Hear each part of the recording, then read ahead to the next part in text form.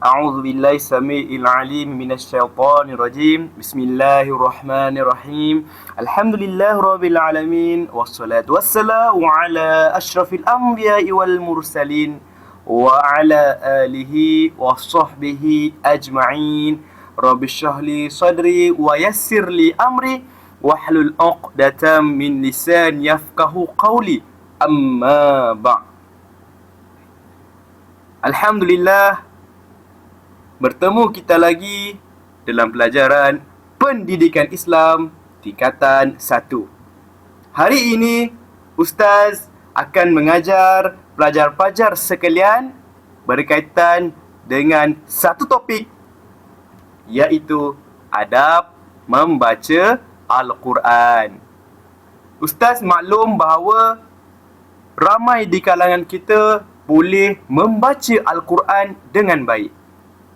Tetapi, adakah kita tahu tentang adab membaca Al-Quran? Sebelum Ustaz meneruskan tentang intipati tajuk kita pada hari ini, suka Ustaz untuk menerangkan definisi Al-Quran. Apakah itu Al-Quran? Siapa tahu? Al-Quran merupakan kitab suci yang diturunkan oleh Allah kepada siapa? Kepada Nabi Muhammad sallallahu alaihi wasallam melalui perantaraan malaikat Jibril pada 17 Ramadan. Siapa ingat? Di manakah wahyu yang pertama diturunkan? Jawapan dia adalah di Gua Hira, di Mekkatul Mukarramah. Ayat pertama yang diturunkan Allah kepada Rasulullah sallallahu alaihi wasallam adalah surah Al-Alaq. Ayatnya berbunyi begini: Bismillahirrahmanirrahim. Iqra' bismi rabbikal ladzi khalaq. Seterusnya, Ustaz ingin menerangkan adab yang pertama sebelum kita membaca Al-Quran. Apakah adab-adabnya?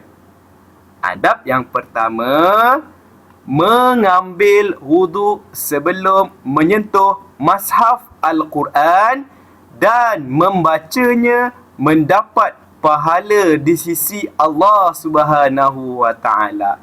Artinya, sebelum kita membaca Al-Quran, hendaklah kita berwudu. Pandai. Seterusnya, adab yang kedua, sebelum membaca Al-Quran, hendaklah memulakan niat hanya kerana Allah. Pelajar-pelajar, janganlah kita membaca Al-Quran kerana takutkan kepada ibu bapa kita, tetapi takut hanya kerana Allah. Seterusnya, hendaklah meletakkan Al-Quran di tempat yang bersih. Ustaz highlightkan kat sini, tengok semua, yang bersih dan tinggi. Yang terakhir, hendaklah sentiasa berpakaian yang bersih dan memakai pakaian yang menutup aurat. Tadi kita letak di tempat yang bersih, sekarang kita berpakaian bersih dan menutup aurat. Tengok adik kita ni, berpakaian bersih, menutup aurat, membaca Al-Quran. Macam comel je adik ni. Seterusnya, kita pergi ke adab semasa membaca Al-Quran. Apakah adab-adabnya? Adab yang pertama, iaitu memohon perlindungan daripada gangguan syaitan dengan membaca ta'awuz. Apakah dia itu ta'awuz, pelajar-pelajar? Ta'awuz begini bacaannya: A'udzu billahi minasyaitonir rajim. Kita ulang sekali, ikut ustaz sama-sama. A'udzu billahi minasyaitonir rajim.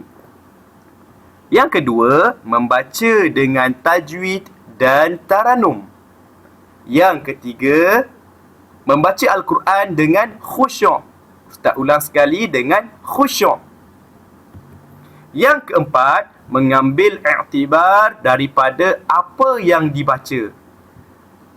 Ketika mana kita membaca Al-Quran, sekiranya kita tidak memahami, hendaklah kita membacanya beserta dengan tafsir ataupun terjemahan Al-Quran.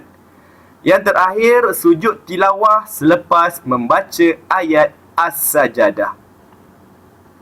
Adab yang terakhir iaitu adab selepas membaca Al-Quran. Apakah dia adab-adab selepas membaca Al-Quran?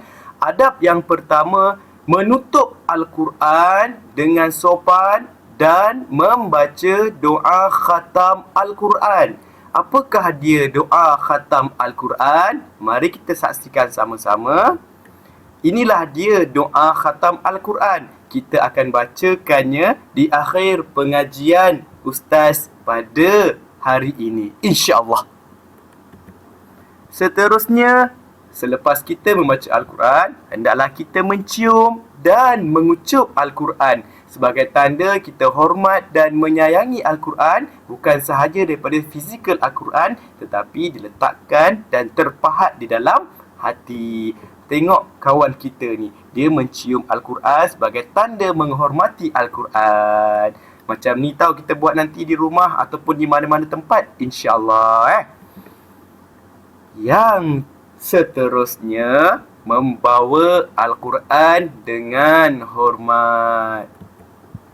Ingat semua pesan-pesan ustaz tadi.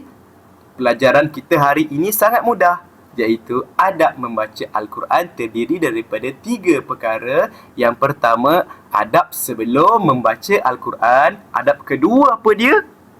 Pandai semasa membaca Al-Quran. Dan adab yang terakhir, selepas membaca Al-Quran. Mudah-mudahan apa yang disampaikan pada hari ini mampu untuk memberi kesedaran dan diamalkan. Pesanan ustaz terakhir, selamat beramal. Seperti yang dijanjikan, mari sama-sama kita membaca doa khatam Al-Quran. Ustaz akhiri dengan tasbih kifarah dan surah Wal-As. Assalamualaikum warahmatullahi ta'ala wabarakatuh. Allahumma